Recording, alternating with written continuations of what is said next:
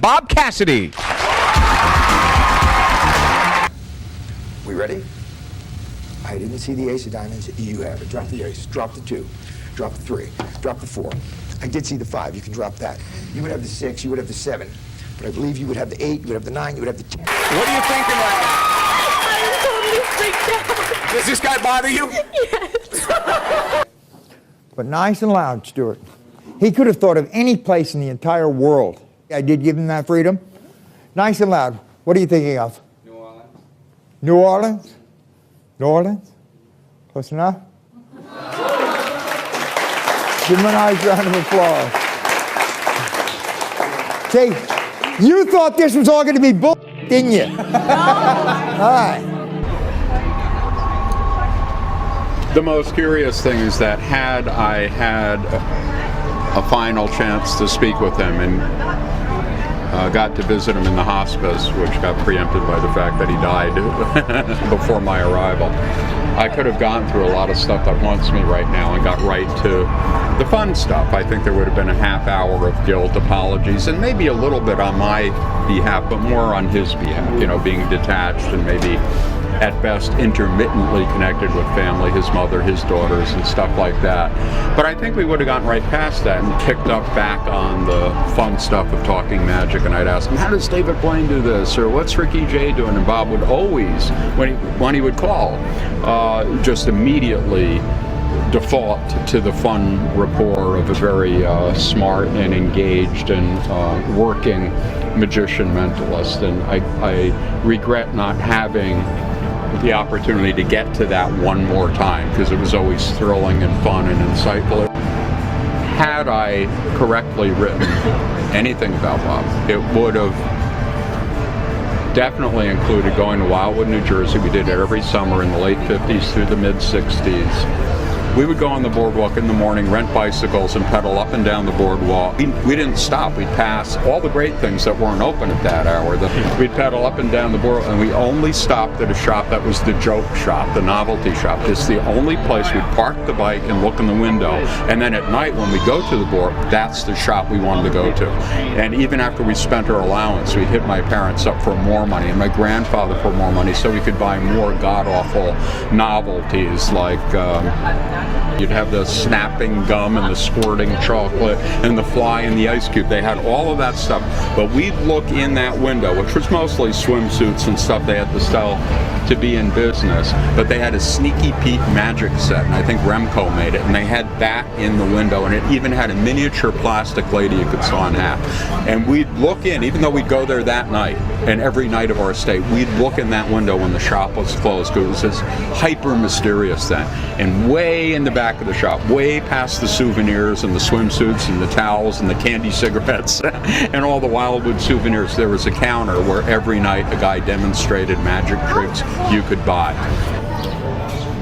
So Bob and I had gone many times to the New York World's Fair. I think that was 64, 65, where Mark Wilson, who had a Saturday morning TV show called The Magic Land of Alakazam, had designed a magic show for the General Cigar Pavilion at the New York World's Fair. And we went at least 10 times over the 2 years of the World's Fair.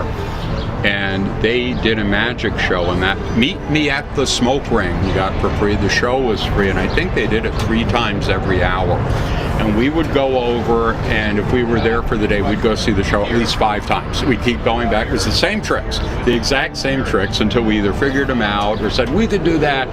And it tied into us getting introduced to Mecca Magic by my dad, who worked at Sears Roebuck in Newark, New Jersey.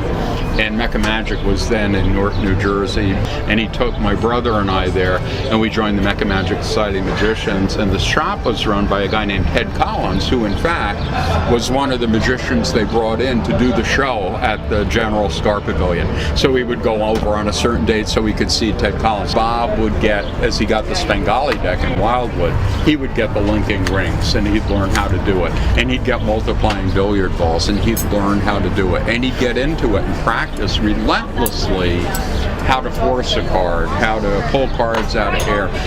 I remember, I'd say throughout high school, for like every time I saw him, he was rolling a coin over his knuckles, always, constantly, until he could perfect it, or he was dealing any cards he wanted. But Mecha Magic it had the curious, rarefied air of a Twilight Zone episode that involves going into the pawn shop and taking the thing you shouldn't take, and there's a monkey's paw, and Ted Collins' mom is sitting in the dark corner with cobwebs over her. Maybe she was pickled for all I know.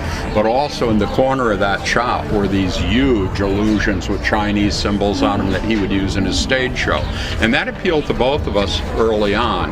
But it wasn't long afterwards. Bob continued to do magic with his later first wife, Margot, assisting him. And he slowly realized that to be very effective on stage, you didn't want that apparatus. You didn't want to have a show that looked like if you had the right budget, you could buy the effects. And that, unfortunately, is what that trick always tells you. When you see it on stage and it looks like it's equipment, you know, who goes around cutting women in half and driving 15 swords through a box on somebody's head? Of course it's a trick. So Bob, I'd say by the time we were out of high school, he went into the Navy, worked for NSA in the Navy in Reykjavik. He got more serious, and probably due to where he was as well, to focusing on manipulation, skills, and mentalism routines. Had I seen Bob again, I would have asked for the great lurid details, and he would have told them to me. I know he would have. But that wasn't his act. That wasn't his persona. That's not what he offered the public. Instead, it was a clever, sharp guy who seemingly read your minds, all the while telling you, no, it's just a trick and stuff like that. He'd be very coy about it, and he'd be very good at it, too. He was a remarkably talented guy. Maybe not the most empathetic human being, but boy, could he work an audience, and could he work a volunteer, and he could get people to do absolutely anything at all he wanted to. And it wasn't because of a gift. It was because of very hard, focused, studied work on how to make these tricks seem like they weren't tricks at all, and like you really did have a miracle happening right in front of your eyes. Bob pulled people into that world. He had the great eye-opening act, and he did it repeatedly.